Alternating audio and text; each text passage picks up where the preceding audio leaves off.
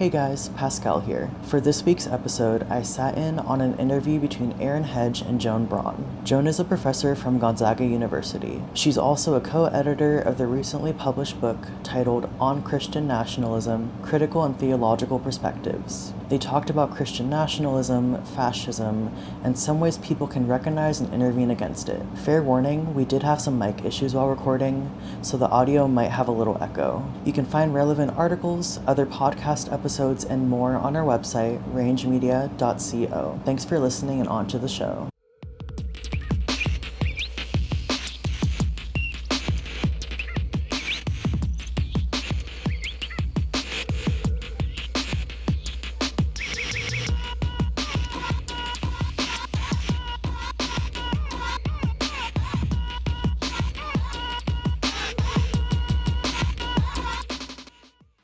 You're listening to KYRS Medical Lake Spokane. This is Free Range, a co-production of KYRS and Range Media. This is Aaron Hedge. I'm here. I'm not flying solo, but we don't have the regular crew here. I've got our, what's your title, Pascal? Editorial producer. Our editorial producer, Pascal Bostic, who's amazing with audio stuff, and Professor Joan Braune from Gonzaga University, who she works in the philosophy department, and she focuses on fascism in America. Joan has just come out with a book titled On Christian Nationalism, Critical and Theological Perspectives, co-edited with David Gides, who's a theology professor at the University of Providence in Great Falls, Montana. Thanks for being with us today, Joan. Thanks so much for having me. This book basically tries to dissect and complicate, I think, popular and academic understandings of what Christian nationalism is in the United States. And I just kind of want to give you the floor to start things off to explain exactly what this book is and what it's trying to do, and could you just take it away? Describe the project. Yeah, thanks for, it's been a while, but I'm sort of back to Range, so thanks for having me. Big fan of the you're one of our work that repeat you do. guests. Yeah, I really appreciate the work you do doing critical journalism and covering the far right and other popular movements and so on in Spokane. So this book was originally a project of David Gides, who invited me to co-edit, and he's a cool dude. He teaches theology in Montana, and I had originally been part of another book with him, which I contributed a chapter to. I wasn't co-editor, but he invited me to be part of a book that he did on uncivil disobedience. So he's really, with that book, he was thinking about sort of where are the areas where disobedience that may be considered uncivil or impolite might be morally required, right? So we're thinking about things like, illegal actions that you don't try to get arrested for, or protests that are seen as more rowdy or impolite or whatever. And there's been a whole amount of theological, ethical, philosophical work done on that topic recently, especially since dissecting the public and media reaction to the 2021-2020 Black Lives Matter protests, which were smeared as excessive and uncivil, and people said you should be more like Martin Luther King, and there was all this kind of condescending rhetoric. So I was initially talking to him several years ago about his work on that topic. David is a Bonhoeffer scholar, and as people may know, Bonhoeffer was a famous Protestant theologian who argued that even though he was a pacifist almost entirely, that it would be ethical to try to assassinate Hitler. So he was working on Bonhoeffer, and then he invited me to this new project that he was putting together, and I got to be part of it from the very start, pretty much after the initial book proposal. I played a big role in helping to recruit some of the authors as well. And this book is about thinking about the concept of Christian nationalism. I'm a philosopher, David's a theologian, and my work has been primarily about fascism and white nationalism for the past almost 10 years, which is a little bit of a different category. So I'm coming at this with a lot of scholarship on the far right, on white supremacy, on movements that seek to harm minority groups. David's approach was one more initially, I think, and I don't want to speak for him, but one of the things that's come up in our conversations is looking at this sort of media and popular writing on Christian nationalism, a lack of any theological understanding of what's going on, and treating this merely as a sort of demographic phenomenon where we can kind of figure out, like do surveys and figure out who the Christian nationalists are and where they are and what they're doing. Right. I think a lot of the stuff that I've read is very focused on like who are these people who, you know, we either label or who identify as Christian nationalists, and it kind of leaves the entire theological discussion out of, just like completely out of it. Right. And so I would have maybe a little bit different emphasis in terms of that than David would, especially because I see a lot of these people as insincere about their religious professions of belief. But I do think where I think we definitely agree is that there was a lack, and still is a lack of, not that there was no serious scholarship on this, there have been certain key people for decades that have been doing this work, but there's been a huge outpouring of writing on Christian nationalism since the January 6th coup attempt at the US Capitol. And so for the past few years, there have been all these books coming out, all these articles by people new to the topic who are wanting to say, like, I'm here to define this and explain this for people. And the need for that literature is very real, because what we saw was people armed with crosses, carrying various Christian symbols, Christian flags of various kinds, attempting to take over the US government. So there was a real need for this like public understanding around what this is, but that sense of like urgency and desperation, I think, has led to a lack of analytical clarity. So we were really trying to bring a scholarly lens to this and some clarity, but we're hoping that the book will be useful not just to people who are academics, although it is an academic book. I found many of the essays to be very accessible from just like a layperson, and I'm not an academic myself. I found them very like readable, but I'm also kind of like immersed in the Christian nationalism world, and hopefully if Joan and I get too in the weeds with this stuff, maybe Pascal can jump in with some clarifying questions. Yeah. What does that mean? But yeah, so the book examines Christian nationalism through a number of academic lenses: sociology, theology, history, political science, psychology, because these are all fields that have something to say about it. And I think as a journalist, I primarily look at it through a sociological lens. I'm also interested in the theology, and I try to tease that out of Christian nationalists when I get the chance to talk to them. Well, one of the hard things about reading this as someone who wants to do something about Christian nationalism, you know, as a journalist, I want to expose it and let people know about it. It's kind of just like wrapping my head around all of those different angles.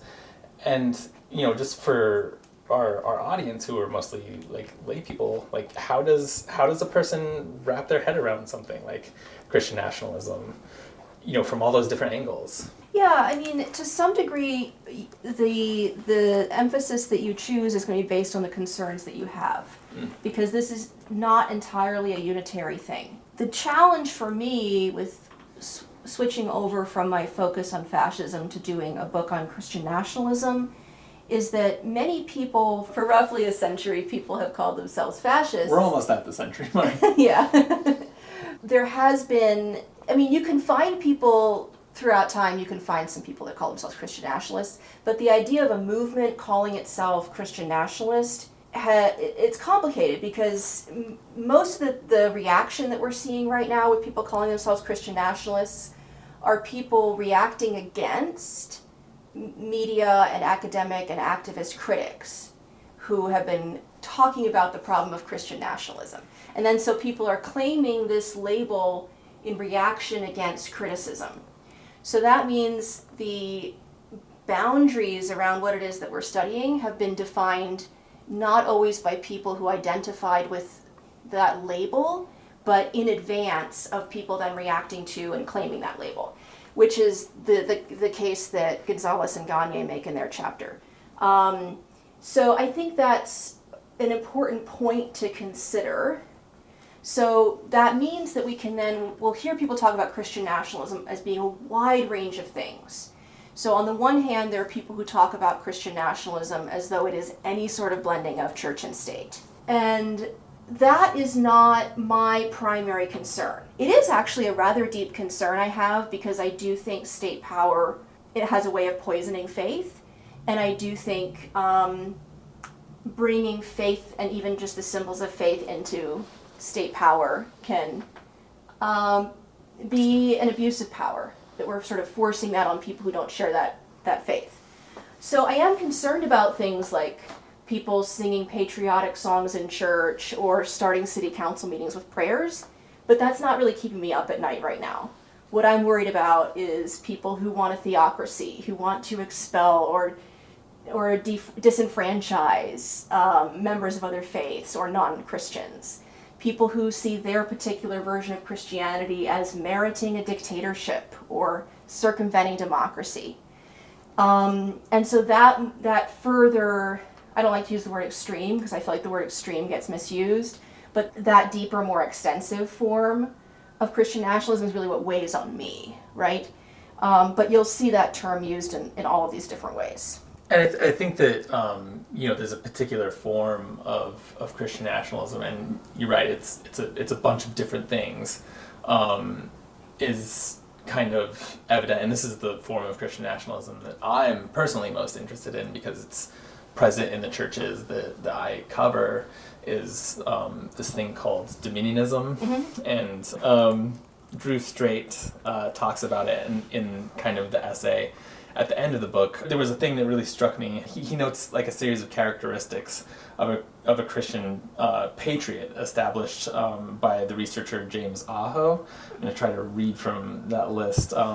It's just a bullet list that reads: assents to a Christian patriot assents to faith in Jesus Christ as Savior, either through his example or through his sacrifice, believes that the promise of salvation has been given to all human beings, believes that only through Jesus Christ can one be saved, feels duty-bound to reform the world after God's will is concerned in the Bible and is manifested in the organic constitution, has a moral obligation to submit to secular authority that rules according to God's will, as understood above, believes a secret satanic conspiracy has infiltrated America's major institutions in subversion of God's will. And the interesting thing about this list is that it's a pretty good description of just like kind of your average modern evangelical person who might be identified as a Christian nationalist.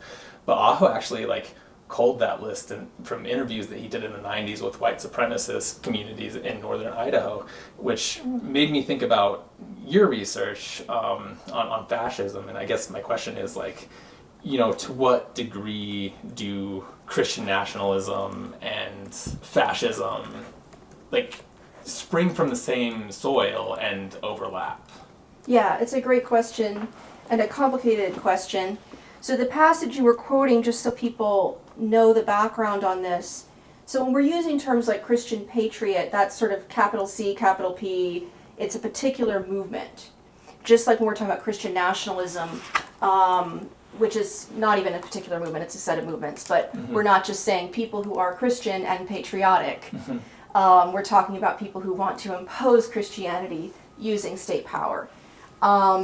So I think the particular chapter you're quoting from also is from Drew Straight, who's a wonderful guy. I've gotten to work with him a little bit on a couple projects.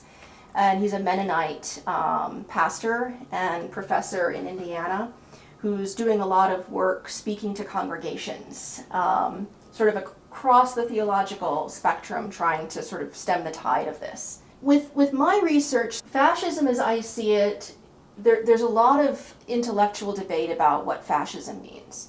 So I don't want to get into, I kind of sidestep typically in my research the nitpicking around definitions, but I would say it has several key characteristics. One of which is that it believes there's a natural hierarchy to the world, so that there are some people who by nature are better, and that those better people should have more power. And this typically includes divisions along the lines of race, of gender, sexual orientation, ability, religion. Typically it includes some form of anti-Semitism, white supremacy. There are different variants, though. There's some different ways this can adapt itself to different contexts. It also sees violence as a good, as an end in itself, not just as a means to a goal. So unlike some other revolutionary or armed movements, fascism sees violence not just as a way to fight, but to sort of reset the world back to the proper natural order and sort of bring out these like inherently strong and violent characteristics out of the people they see destined for power. It has a hostility to democracy, to reason, to intellectual life. It sees truth as something that's sort of inherently known by people that are the best people, the people who should rule. So truth is not something you go find out. Truth is not something that the best people would be wrong about. Truth is something you find within and then you implement through power, through violence, and through myth. So that's a whole, sort of thing. And then, of course, just to back up a bit, we're talking about a movement that draws historical lineage back to Hitler and the Nazis, back to Mussolini, back to Franco, back to these various historical precedents. So is Christian nationalism fascism is a tricky question, because then we have to figure out what Christian nationalism is, and then we have to figure out what kind of Christian nationalists we're talking about. So does Christian nationalism, as the sort of thing that we're worried about in this book, believe in a sort of natural hierarchy? Like, maybe, kind of, but not necessarily in all cases, for example, right? So they do believe Christians are better and should rule, but many of these people think you can just choose to become one, right? So that's different from like you're born a certain kind of being that can never ascend to this kind of power. Your demographic doesn't keep you out of being in power that way. Yeah. So for example, not all Christian nationalists care about race in the way that white nationalists do. So white nationalists explicitly want a white ethno-state. They want non-white people to be kicked out or killed or mass deported from the United States to make this an overwhelmingly white or entirely white country. Not all Christian nationalists want that. Many Christian nationalists would be fine with some non-white people holding positions of power if they agree with their ideology and theology. That said, there are explicitly fascist and explicitly white nationalist people in Christian nationalist movements. And that has been also an increasing, sometimes strategically on the part of white nationalist and neo-Nazi movements. Back in 2017, there was a famous rally in Charlottesville, Virginia, horrific hate march with white nationalists marching with armed, with these torches that were lit, and people were beaten up, and Heather Heyer, a young activist, was killed in an attack there. After that rally, which was called Unite the Right, there were splits that took place within the white nationalist movement in the United States. And these are splits that have historically taken place before in roughly the same way, where you have one branch of the white nationalist or fascist movement that says that, we're kind of looking bad. We should maybe cover up some of these swastika tattoos, put on a suit and tie, reorganize ourselves to look more like think tanks or like a caucus within the Republican Party. And then you had a branch that was like, well, that didn't go far enough. Let's go off into the woods and plan mass shootings. So that split took place. And, I think our impulse is to be more scared of the ones in the woods building, bombs. But the ones we should probably be more scared of are the ones that are trying to look normal and make policy. The ones that show up in a suit and tie. The ones that show up in a suit and tie. And you talk about this in your essay in the book, and I think you use the Nick Fuentes, if anybody's familiar with Nick Fuentes and the Groyper movement, who really tried to influence Turning Point USA. That's an example of this suit and tie version. Yes. So Fuentes, his branding right now is heavily focused on Catholicism. So they have infiltrated various events like pro-life marches, anti-vaccine rallies, and so on. And they will show up sometimes, carrying rosaries or chanting Christ is King, which they have transformed into a slogan that can be used as an anti-Semitic message. Obviously, lots of Christians believe that Christ is some form of king, but that's not, that's much broader than what Fuentes is talking about. He thinks Christ is king. That means if you're not Christian, you shouldn't be able to vote, and so on. I mean, their plan post-Charlottesville, his movement and some other of these people, was very much about normalization, about entryism into the Republican Party. And a big part of their tactic was targeting Charlie Kirk's Turning Point. So some of them joined Turning Point USA and worked their way up the ranks and started promoting, Holocaust denial and things like that. Mm-hmm. And there were internal squabbles where various people that went too far and went too groypery were kicked out of Turning Point. I think Turning Point did move to some degree in the direction of the groypers. It wasn't willing to go as far as certain forms of overt anti-Semitism, and the line they decided to draw was Israel. So Charlie Kirk's line was, I'm a Zionist, I support funding Israel. And that ended up being the sticking point, where groypers would show up, Fuentes' folks would show up at events and sort of create a spectacle and ask these questions about Israel and try to get Charlie Kirk to be stumped or whatever. It was right? Very confrontational. Very confrontational. That, we're seeing an interesting sort of aftermath of that right now. In the wake of the assassination of Charlie Kirk, the murder of Charlie Kirk, that line I feel like is fading more and more. And I've seen, more and more groypers just sort of claiming the legacy of Charlie Kirk. We've seen Tucker Carlson invite Nick Fuentes onto his show. We've seen the Vice President, J.D. Vance, unwilling to draw lines around acceptance of the groypers. So they've become an accepted faction within the Republican Party, which is truly terrifying. Mm-hmm.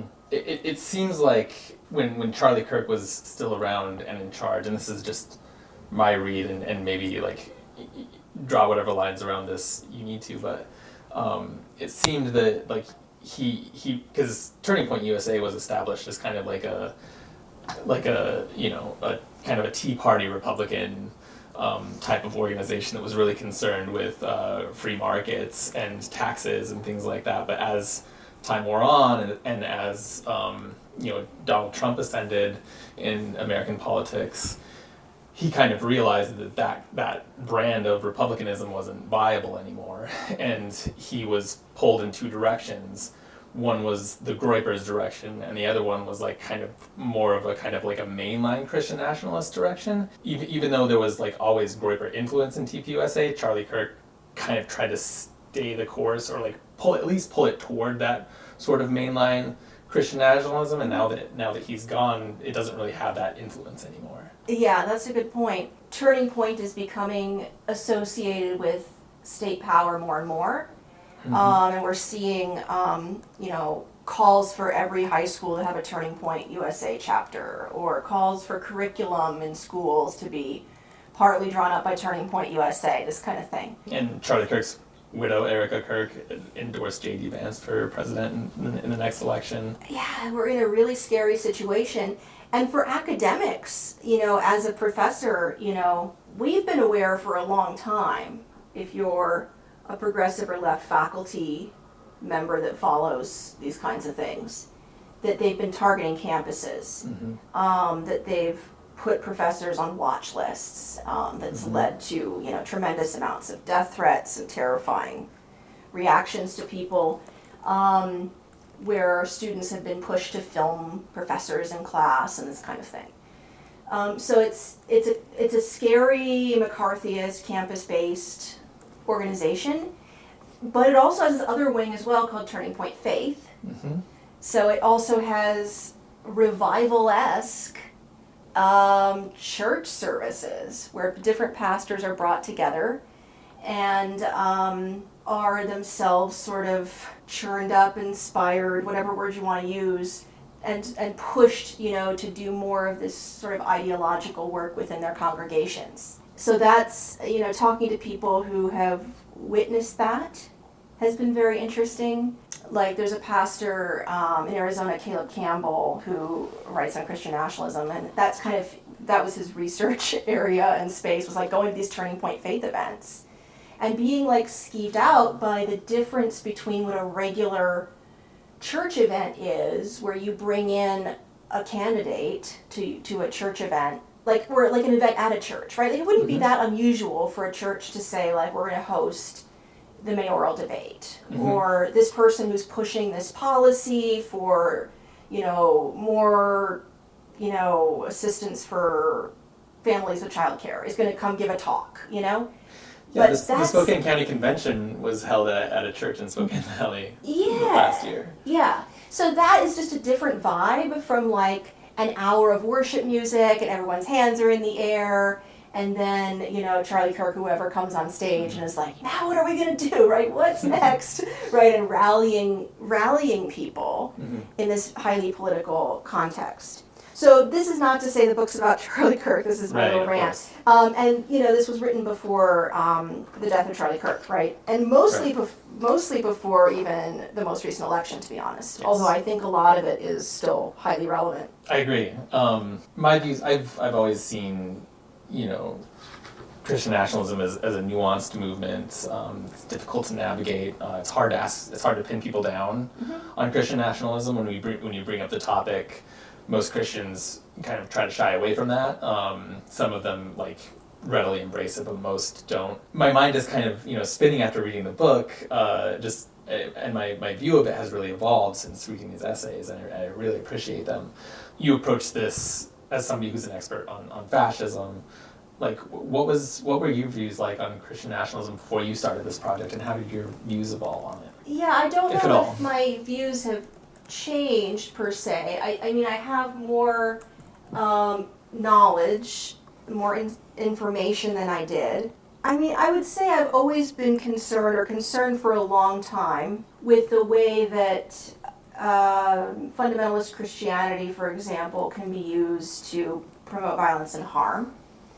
I was growing up politically during the Iraq War, where there was all of this language of us and them and the axis of evil, and so people that lived through the early war on terror and the response to 9/11 are familiar with Christian nationalism as an organ of Islamophobia and of war. And then I think what's happening now, it's a combination of a very empowered, very brazen form of Christian fundamentalism, where people are getting excited about ideas of using state power to enforce Christianity. And also, what I was trying to kind of warn people about in my chapter is that this is not 100% sincere, which is tricky. So because of that split after the Charlottesville rally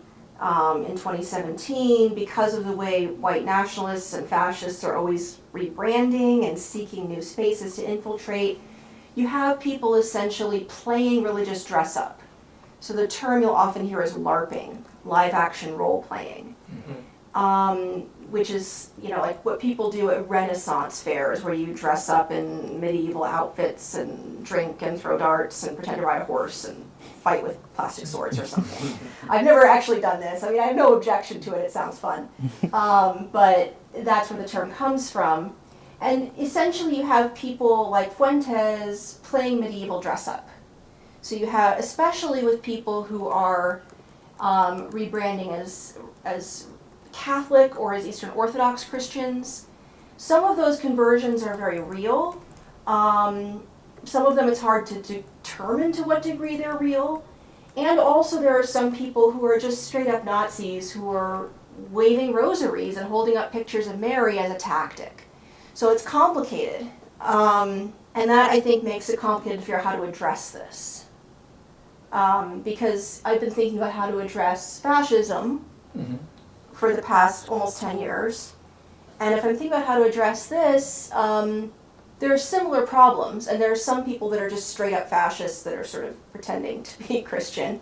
And then there's also a complicated legacy of Christianity, which is not innocent in this, right? So like when we look at the history of slavery, of colonization, it's not like Christianity's never been violent before and it's always been innocent and sweet, and then the January 6th riots happened and then we're stunned, right? Like there's always been this dimension sociologically, right? Like if people want to say that's not real Christianity, fine. I think that's a little bit of a cop-out. Mm-hmm. I think it would be better to say Christianity contains multiple things and we support these and not these. But be that as it may, right? My dissertation advisor used to say that every religion contains seeds of liberation and seeds of oppression. Mm. And I think that's true. Like we have to acknowledge that complexity. And then we decide what seeds to water. Well, so like it's complicated. It's hard to tell who's who. I mean, sometimes it's a little bit easier. Like maybe with Nick Fuentes, it's a little easier. But most people are never going to interact with Nick Fuentes, and they're going to. Most Christian nationalists that you run into on the street are more like, somebody who I've recently interviewed, Brian Noble, who's a former pastor out in Spokane Valley. He bristles at the notion of being labeled a Christian nationalist. But the project that the political project that he's trying to bring about is, he has a distinction, like a well thought out distinction between himself and what his definition of a Christian nationalist is. But the project that he's trying to I guess the political project that he's on is not very different. Like it's to me, I can't really make a distinction between that project and the project that's being carried out on the national level by the Trump administration. We should be drastically curtailing immigration from brown countries. We should be, discouraging queer communities from existence. And we should be, there should be like a patriarchal hierarchy in single family homes. That's like a very similar project.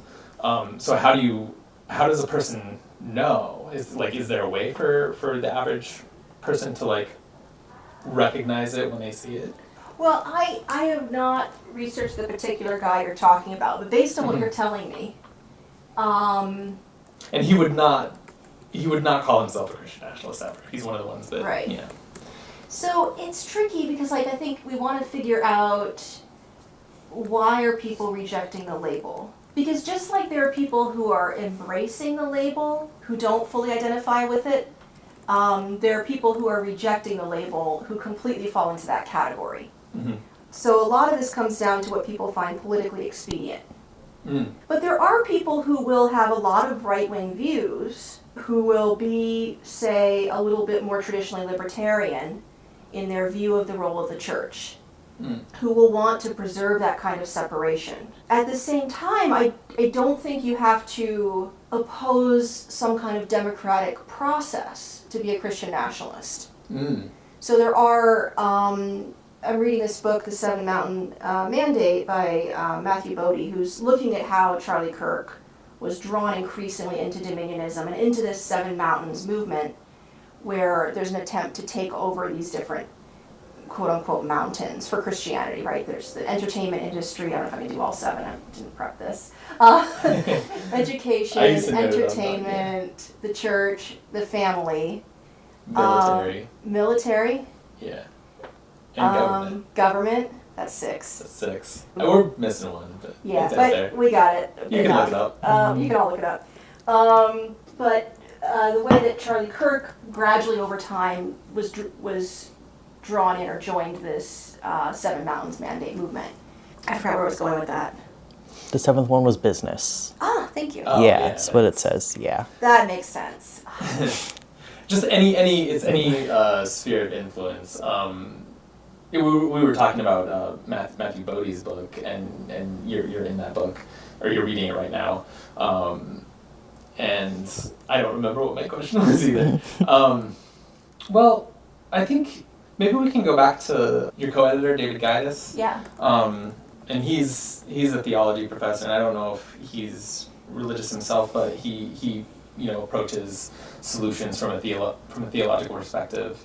And that was interesting to me because there's this organization that's it's a recurring character in the book, Christians Against Christian Nationalism. Can you talk to me about, and I wasn't familiar with, I think I'd heard of it before, but I wasn't really familiar with it before I started reading. Can you tell me about that organization and why it was so important to this project specifically? I have not really interacted with them. I know they've been very influential. I think there was a big debate about how much to accept their report on January 6th at the congressional level. So there was a whole debate with like Meghan McCain that's referenced in the book. I believe they work with the Baptist Committee on Religious Liberty. That sounds right, yeah. But I'm not was just on the super, website, and so I know Amanda Tyler's a big figure in this. But yeah, this is not really my lane per se, although I'd like to get more connected to those folks. They have, they had that report, and Meghan McCain, Liz Cheney as well, had some big objections to that report, because they were basically like, when the legislature was investigating January 6th, Liz Cheney was kind of at the top of that effort, and she really didn't want to focus on Christian nationalists in the legislative report, because she didn't want to alienate folks that she considered to be I guess well-meaning Christians who don't ascribe to Christian nationalism. So it seems like there's an incentive in halls of power, and especially more kind of moderate conservative parts of those halls of power to say we don't want to focus on Christian nationalism because A, because it might alienate a part of their base, but B, also because they feel it might alienate people. And I think that might be one of the complicated things about the term Christian nationalism. Yeah, what do you think about that? I mean, to some degree, I think it's the opposite, because I run into people who become very confident that they are not Christian nationalists, who are fairly conservative Christians, but they're maybe anti-Trump or somewhat critical of Trump. So, for example, when I talk to anti-Trump conservative evangelical Christians, which I do not do often, but I do know some people like that in my social circle, I find, for example, people who want to spread Christianity in some cases in ways that some of the people perhaps in this book, although I don't want to claim that for them, but some of the people who study Christian nationalism would see it as Christian nationalists, the way that maybe conservative evangelical Christians feel like city council meetings should start with a Christian prayer, the 10 Commandments should be up in the schools, you should hear Christian music in every building you walk into, there should be a Christmas tree on every corner, or whatever, right? Yeah. That is probably a form of Christian nationalism. And it's also not great, right? It's kind of forcing Christianity onto people in a way that I think is not respecting their human dignity and their freedom of choice. But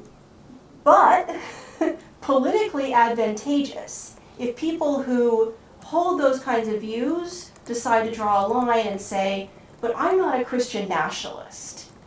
I think we should not have faith tests for who can be in public office. I think we should not support immigration policies aimed at privileging Christians over non-Christians, for example. The fact that there are people still willing to draw that line to say, people like Doug Wilson in Moscow, Idaho are not one of us, the level of domineering power that represents is not my faith. That is good, right? That line can be drawn and is being drawn. But then the question, if this is going to be a useful concept, the question is going to be how are we going to educate people about this concept? And the way we do it in different contexts is going to be different, which is tricky, right? Because lots of people, for example, who are doing public education around this, their quote tweet, so to speak, about what Christian nationalism is the belief that America was founded as a Christian nation. Lots of evangelical Christians, for example, believe that and teach kids that in their homeschooling programs, even if they might be more moderate on certain political issues. And you will even get people who say that who don't like that idea, right, of America, but who do think there was this entanglement of Christianity with the founding of the country, right? So if that particular framing, for example, is the framing we use, then we're going to have people saying, oh, maybe I'm a Christian nationalist because I was taught this particular version of history. So that might not be a line strategically that they're comfortable with drawing. It's just very tricky. Like, who is your target audience in any particular situation? Mm-hmm. I often hear the same, like, folks who say, oh yeah, you know, we want to welcome immigrants. We want to, we don't want a faith test for holding public office. I often hear people who say that then go on to say, as long as the people who represent us are governing from a Christian perspective, which is like similar to, like, you know, having a Christmas tree on every corner. Like, Christianity should have like a special influence in society over other faiths.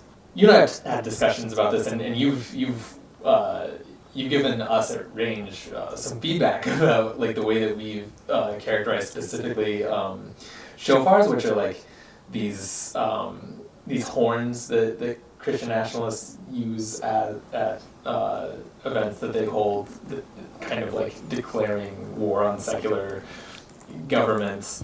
It's a form of. Can you just like describe that to me? And the reason I bring it up is because Shane Burley has an essay in your book where he discusses 3 forms of anti-Semitism in Christian nationalism, and appropriation of Jewish symbolism is one of those forms.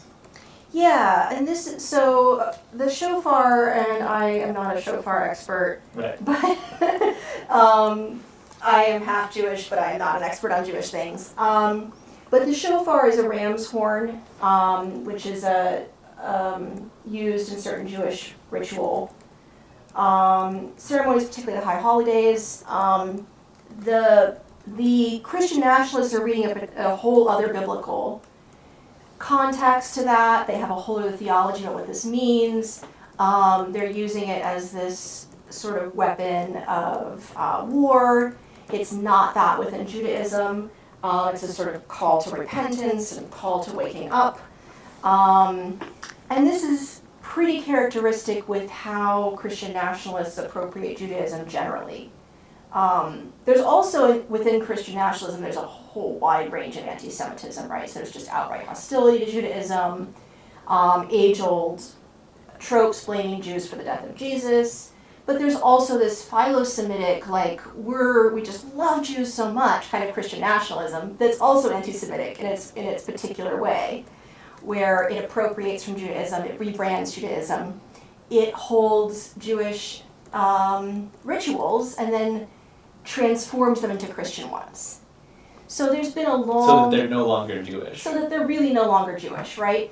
So having, for example, a Christian Passover Seder, where the various, elements might be there on the Seder plate, but as you go, you're explaining that they represent Jesus in various ways, for example. This kind of thing is offensive to Judaism. There are faiths where some or all things are not open to use outside of that tradition. And Judaism is a closed tradition. So you're not really invited to, on your own as a non-Jewish person, start doing Jewish things, unless you're like in the process of like considering whether you want to become Jewish, right? You can convert to Judaism. And you can participate in Jewish rituals with Jewish people, right? So if you ever want to go to a Seder or something, just make some Jewish friends, right? And go with them to your Passover Seder or something. You can go to a Hanukkah party. You can attend a synagogue service, right? That's all like that. It's open in that way, but it's not for non-Jews to just pick up and use in some other context. And the reason why Jewish people are so sensitive about this is that there's been centuries of sort of struggle around this, right? Mm-hmm. And Christianity has often defined itself in this supremacist way as like the real Jews or the perfection of Judaism or the replacement for Judaism. Mm-hmm. And that has been connected with violence, prejudice, confinement, pogroms, etc. So there's a lot of tension or concern around that, and I think rightly so. So the caution that I have to people that research Christian nationalism, far-right Christians, etc., when they see those kinds of things, right, use of Jewish prayer shawls, shofars, people saying they're doing Jericho marches, etc., to never assume that the Christian nationalist or even the Christian reading of Hebrew texts or Jewish traditions is what that means in the Jewish context. That's really helpful. The image that's always at the front of my mind when I think about this concept of like Philo, what is it? Philo of Alexandria? No. Philo-Semitism. Philo-Semitism, thank you. And that was a new term to me when I started reading this book, but I've seen it like throughout the churches that I like often cover. Is a march that was held. It was last summer. It was last summer on the day that it was the same day that there was an assassination attempt on Donald Trump.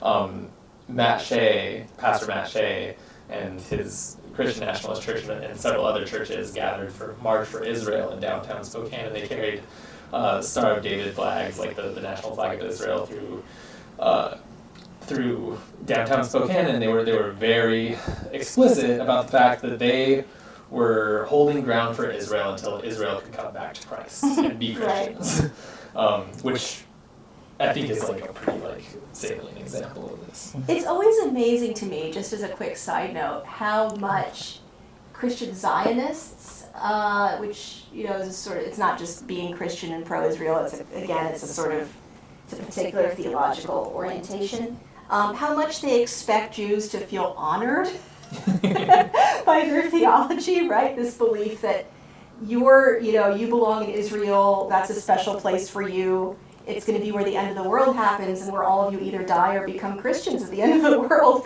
And they expect people to be flattered by that. And it's like, you realize that theology involves the elimination of the tradition of the person you're speaking to, right? Like, it still baffles me endlessly, but it's a very colonial, very supremacist mindset. Drew Strait talks about 4 stages of radicalization: pre-radicalization, detachment, peer immersion and training, and finally planning and executing violence. He talks about solutions, and he wants to implement these solutions in the early stages, the first stages. And that kind of reminded me of having read your previous book, Understanding and Countering Fascist Movements, and I read it a long time ago. But I guess he proposes intervention early in this process. Like, can average folks participate in that? Is there anything? Because I think Drew Strait's remarks were more toward like pastors and people who see this in their own communities. I don't know how the average person can try to implement and navigate solutions to this problem. Yeah. This is another area where it's been tricky for me to navigate the shift in focus from fascism to Christian nationalism.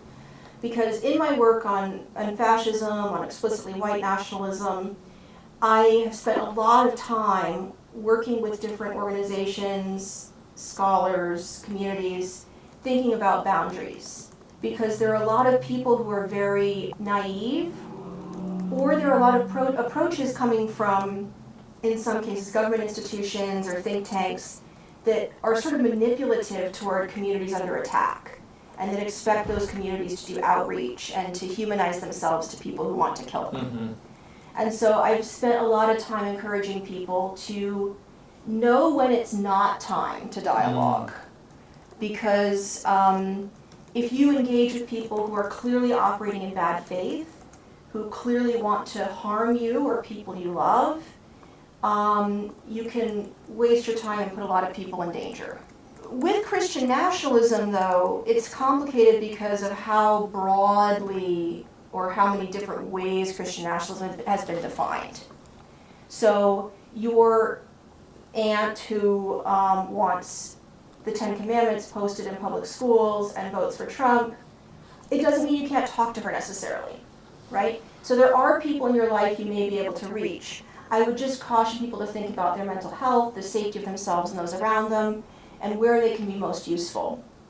One of the things I liked most about Drew's chapter actually is he has this little diagram, the spectrum of allies, where he talks about how on any issue there are kind of 5 positions. There are people who are ambassadors of the cause, who are out there doing the work promoting it. Then you have people who he calls accommodators, who are on the same page, but they're not doing anything about it. Then you've got people that are neutral. Then you have resistors who are opposed to, but not really doing anything in opposition. And then you have outright rejectors who are campaigning against the particular issue. So if we're thinking about Christian nationalism, he's saying we want everyone to move one level over. So your goal is not to get ambassadors of Christian nationalism out on the front lines rejecting it with you. You want them to become passive accommodators. So Drew doesn't say this that I can recall, but what I would say on that is, how do you get ambassadors of Christian nationalism to be accommodators? It's not by changing their mind, because it's still the same worldview. It's by making it harder to organize, right? By counter-organizing effectively. And that might also be the case for people who are accommodators, right? Or just sort of shifting public opinion enough where you have people who agree with you that aren't acting against far-right politics who begin to take action, and people who are neutral kind of becoming aware, becoming more informed. I think that's where the energy really needs to lie if we're talking about outreach. So I'm not going to tell people they can't talk to their aunt, or whoever it is, or their neighbor, but we're in such an urgent moment. We have a president and a presidential administration that does not believe in democracy, that does not believe in equality, that does not believe in freedom. And we are moving rapidly toward a situation where the executive operates outside the rule of law whatsoever, with no checks and balances, where people can be assassinated and disappear in mass. We're already starting to see that. Mass disappearances, as disappearances would be defined. Not only are people being deported, but people are being disappeared. Like, we don't know where people are, where they're being held. You can't contact them. You can't contact them. You can't. You don't have. You don't have the right number to know where your relative is, or people being sent. Like, they're in El Salvador. No, they're in Tacoma. Right. That's a disappearance under human rights understandings of disappearances. So we are in such a human rights crisis, and we are at such a tipping point that we need really mass mobilization. So getting people who are concerned, active if they can, getting people who are not informed a little bit informed, I think that's way more of a priority than trying to talk people out of their views if they're on the opposing end. It's about building out knowledge where there's fertile grounds. Yeah. Okay. Joan, thank you so much. That's our time. Free Range is a weekly news and public affairs program presented by Range Media and produced by Range Media and KYRS Community Radio, KYRS Medical Lake Spokane. Bye, everybody.